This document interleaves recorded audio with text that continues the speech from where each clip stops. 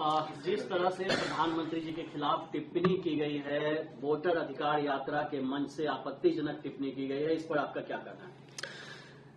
दिक्कत तो इसी बात की है ना कि जिस भाषा का ये लोग इस्तेमाल करते हैं, राजनीति में मतभेद होंगे और वो स्वाभाविक है। और भारत जैसे लोकतंत्र में जहां पे इतनी विविधताएं हैं, जहां पे इतने राजनीतिक दल हैं, हर किसी का अपना पक्ष होगा, हर किसी का अपना मत होगा। पर अगर मतभेद की परिभाषा शब्दों की मर्यादा को गिराना है तो ये कतई भारत जैसे लोकतंत्र के लिए उचित नहीं है और मैं कतई इसको स्वीकार नहीं करता हूं। मैंने हमेशा कहा है कि राजनीति में भाषा की मर्यादा का पालन करना होगा और भारतीय भाषाओं की खूबसूरती है भैया।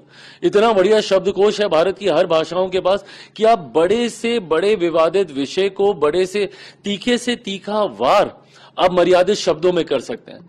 पर इस तरीके से गाली गलौज करना, वो भी देश के प्रधानमंत्री के लिए, ये कतई कोई स्वीकार नहीं कर सकता है।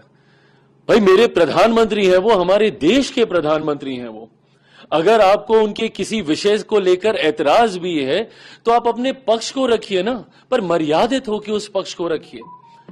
आप हमारी नीतियों को लेकर हमें घेरने का काम कीजिए, आप हमारे कार्यों को लेकर हमें घेरने का काम कीजिए, पर यह कौन सी परंपरा की शुरुआत है कि आप गाली गलौज करेंगे? इसको कतई कहीं नहीं स्वीकार किया जा सकता। और कांग्रेस जैसी पार्टी जो कि देश की सबसे पुरानी पार्टियों में से एक है, कांग्रेस जैसी पार्टियों के रहते हुए इस तरीके की भाषा का इस्तेमाल किया जा रहा है। और किस तरीके का गाली गलौज, मतलब ये गली में नुक्कड़ के गुंडे ऐसी भाषा का इस्तेमाल नहीं करते।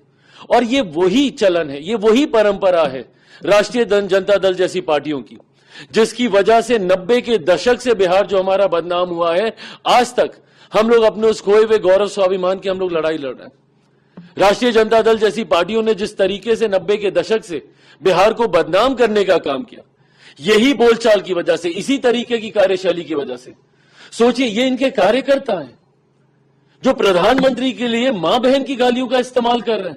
ये कार्यकर्ता हैं कि ये गुंडे हैं आपके भैया। और ये वही लोग हैं जिन्होंने 90 के दशक में किस तरीके से अपराध, हत्या, लूटमार, डकैती, बलात्कार जैसी घटनाओं को चरम सीमा पर ये लोग लेकर गए थे।